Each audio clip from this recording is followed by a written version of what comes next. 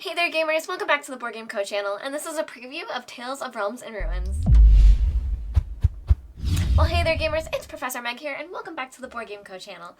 Today we have a preview of Tales and Realms and Ruins for you, and as a reminder, this is a sponsored preview. This is sponsored by the publisher, and this is a current GameFound campaign that you can check out the link down below. They're active now, so you can go and check it out. And with that, please keep in mind that this is a prototype copy, so everything is subject to change and all of that. But with that being said, I'm going to give you an overview of the game so that you know how it feels, what it plays like, in case you're interested in backing this game. In Tales of Realms and Ruins, players are going to be playing as 2 to 3 different factions, depending on the number of players. This is a game for 2 to 3 players, and you'll be playing as the villager, sorceress, or noble, respectively, and when you do so, you'll choose your little meeple, and you'll also get your player boards. Now, on these boards, you'll be able to upgrade different skill trees, which we'll talk about later, but you also get your hero card and your starting deck, which will all be very unique to the different factions.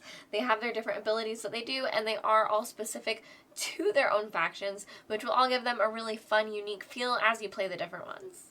In Tales of Realms and Ruins, you are trying to stop the outsiders that are coming to invade this world, but because of that, you are playing as one of the 3 different factions, trying to decide who should be the next ruler of the realms, and that would be whoever is most powerful and influential and able to stop the outsiders. So you're basically fighting against your opponents, trying to gain as much influence as possible, but there is a semi-co-op component, and it's only that you're fighting against the environment as well, which is the outsiders, which it doesn't feel too much like a semi-cooperative game that some people may be worried about that. The only thing is you kind of have like a shared enemy as well that you're all fighting against, which is totally fine. Now, with that being said, players are going to have their different influence tokens, and they're going to be using cards to place them around the map. So you'll be able to place them in different areas, and basically what you are trying to do is have the majority in every single region. If you have the majority in every single region within the map and within all of them, say here, if the red player had, just one more, here they would have to have 2 more, and here they would have to have 2 more. Now here the red player has the majority in all 3 of the realms. At the beginning of their turn, they would win. So there is an entire turn sequence for players to try to stop them, and these outsider tokens do count. So if any would populate in the area that they're in, that's also a way that would stop them before their turn would start, and they would then win the game. Now there are other ways for the game to end. The game will end if any of these draw piles are empty. I'll go over what they'll do soon, but there are 6 cards in each of these piles. There are 6 piles respectively with 6 cards, and if any of them are emptied, depending on which pile is emptied, the winner will be determined, which again I'll go over once we go over what they do, because it'll be a lot more intuitive once that happens. And a final way to end the game is once the outsiders have majority over a specific area, such as this area here, the tile would actually become flipped. So you would flip this tile, and it is now corrupted. The action that the tile provides is actually different, which again, I'll go over what those actions are, but the outsider tokens would stay here on the board, as well as this meeple for the sorceress, but all of these others would be returned to their owners. And that would be because the meeples that you are using are denoting where your hero is, but that only matters for what purchase pile you are using. So it's used for the realm action as well as which purchase pile you are using, but other than that, the meeple would just stay in that area. Alright, and with that, you are going to have a few actions that are available to you on your turn. You're going to take 1 to 2 actions every turn. Your choice, you can take 1 action and stop, or take a second action. But one of the actions you'll be doing is playing cards from your hand. So for example, these are starting cards that started with the Noble class, and one of them is Venture, which is perform 1 move or win 1 gold. So that would be a way for you to move around to purchase other cards, but you can also use this to gain a gold, because the next card you might want to play once you play that to your discard pile is pay 1 gold and gain 1 follower. So this would be a way for you to gain a follower onto the board. However, I did want to show you this card as well, which is Negotiate. The next card you play costs no gold, meaning that you would have been able to play that for free and you wouldn't have had to gain the gold for it, but then again, this card would then be spent. Now, the cards that you use do go to your discard pile, and something that is extremely unique in this game is that when your draw pile is empty, you will take your discard pile and use it without shuffling and just put it again flipped over as your draw pile. So you do not shuffle it, you know the exact order in which case the cards will be drawn, and some things specifically trigger either the top card of your discard pile, doing something with your discard pile, or rearranging the order of something that might happen so that you kind of know exactly what might be coming up. Now, another thing that you're able to do is buy a card, because as I said, there are these cards that are available to you and you'll be buying them. So you can spend your turn to buy a card as one action, and when you take the card, you will not yet flip over the next card in the stack. However, at the end of your turn, you will then flip it over and you'll resolve the symbol at the bottom. Now there's 3 symbols that would be at the bottom of these cards. Over here you can see that it's 1 cube. That means that 1 outsider cube is added to the realm. This would be very bad. But this one is actually an event symbol, meaning that you would draw an event card and have something trigger. You also have these event tokens to help you track that. And before we go on to what events are, just to let you know, there's also a 2-cube one, so that's the 3rd type one, where there would be 2 cubes that you would put onto a spot instead.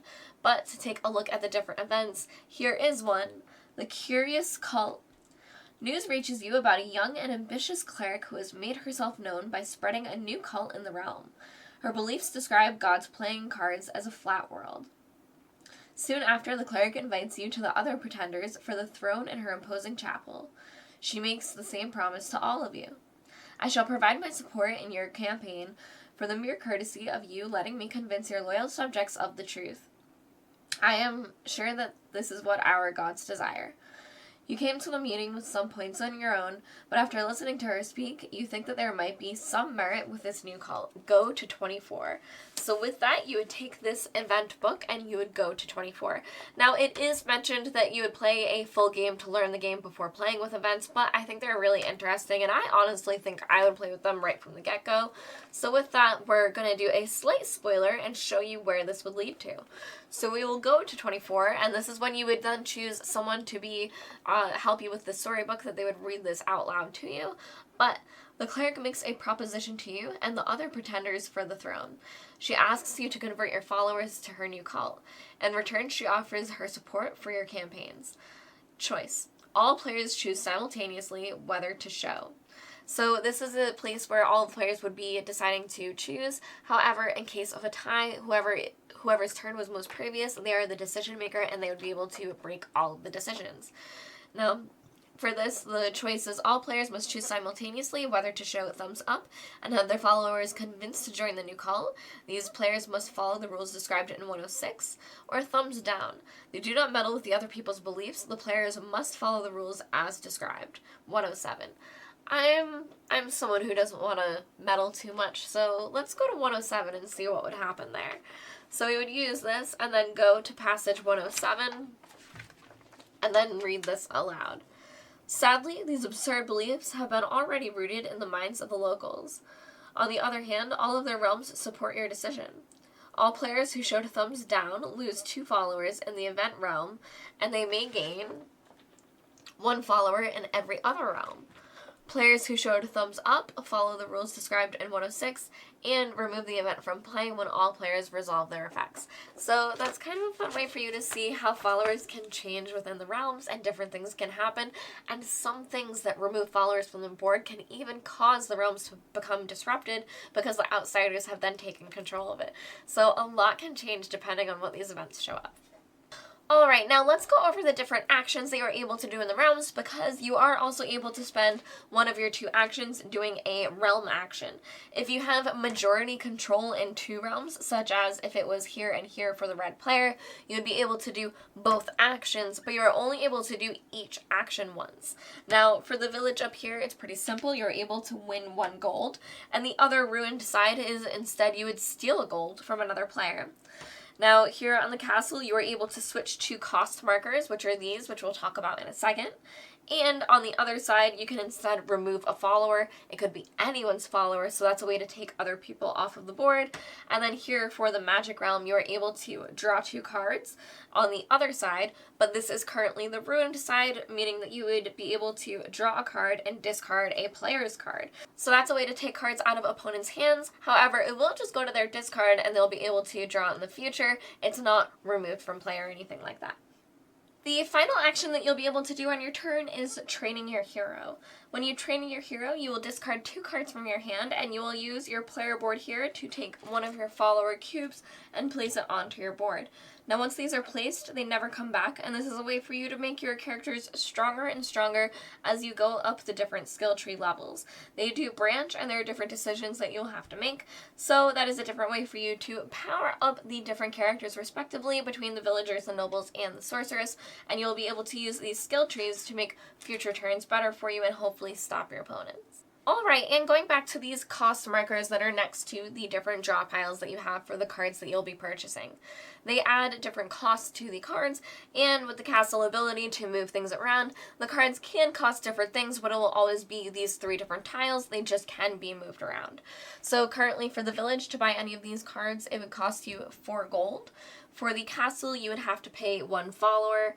And for the Magic Realm, you would have to choose 2 cards from your hand, and you would actually discard 1 and remove 1 from play. So this one is quite expensive to be able to purchase from, but each deck is unique to the different realms as well, meaning that the cards are worth the thing that you would be paying. Now, as I mentioned, one other way to end the game is when any of these draw piles are empty. When any of them are emptied, depending on the one that was emptied, is what would happen next and who would win for the game. So if the village deck was depleted, then you would win if you have more gold in your personal supply than any other player. If the castle deck is depleted, you win if the total number of your followers placed in all 3 realms is higher than any other player. And for the magic deck, you win if the total number of cards you have is more than any other player. So depending on the different decks that are being depleted, that's the different goals that you want to be going for, on top of trying to make sure you have area control within the 3 different realms, because again, if you control all 3 at the start of your turn, you also win the game. And that is the best way to make sure that these outsiders are not controlling the different realms, because if all 3 are ruined, then you will also lose the game with everybody else. Now, once players have finished taking 1 or 2 actions doing whatever they would like, they then draw from their draw pile. And you would be able to draw up to your hand limit, which is 3. Now, it's interesting that there's a hand limit that you draw up to, but if you have more than 3 cards, that's absolutely okay. You're just not going to draw anything until you have less than 3 cards. So that's a way that you are always cycling your cards, but remember, you don't shuffle your discard pile. You're constantly purchasing cards, putting them into your discard pile, then putting them back into your deck in the same exact order that you know they're going to appear in, and being able to use those to your advantage for different combos against your opponents. You're also able to trigger things within the discard piles, as I said, so there's a lot of variability there for the different actions you'll be able to take on your turn, and with multiple paths to victory, there are a lot of ways for players to decide if they want to try to win the game. Are you going to try to have majority over everywhere and try to stop as many outsiders as possible? Are you trying to draw as many cards as you can so that the Magic Realm deck is depleted and you have as many cards in your hand that you win against all of your opponents? Or are you going for money or followers depending on the different realms that you're in? Finally, before we go, I'm going to go over the skill tree a little bit more in detail, just so that you know a little bit more about how it behaves when you're going to be playing the game. Now, again, you are going to want these different follower cubes for the board as well, but you'll be spending them to upgrade your different skill trees depending on what you choose to do. So for the very first one, once you put a cube here, you get to place your hero card on top of your discard pile. This is going to put an extra card for you into play, which is your hero, and they have a special effect. So here the noble effect is use the revealed effect of a realm where your hero is. So this is a way for you to use additional realm effects around the board depending on where you might be. Now, the other things that you get to do is when you move up to here, when you play your hero card, you may use the revealed effect of the realm where your hero is instead of the revealed one. Or if you choose to go the other way instead, players cannot use the remove follower card effect where your hero is in that realm. So those are different ways that you'll be able to protect your followers or potentially use different effects depending on the different realms that you're in, and really just make as many decisions as possible based on what you are able to do. So I think it adds a lot of variability for your playstyle if you are someone who likes to go very strong and just take over the board, or if you're someone who would like to play defensively and set up as much defenses as possible to be able to react to your different opponents. Overall, in Tales of Realms and Ruins, players are going to be using their influence markers to have control of these different areas. But the real detail in the play is going to be in the cards that you choose to purchase, the skill tree that you build out, and the quests that you interact with. You can check out this campaign currently on GameFound, and as a reminder, this was a sponsored preview, a prototype copy, but you can check it all out down in the link below. I'm Professor Meg, and thank you all for watching the Board Game Co channel. I will see you next time. Bye.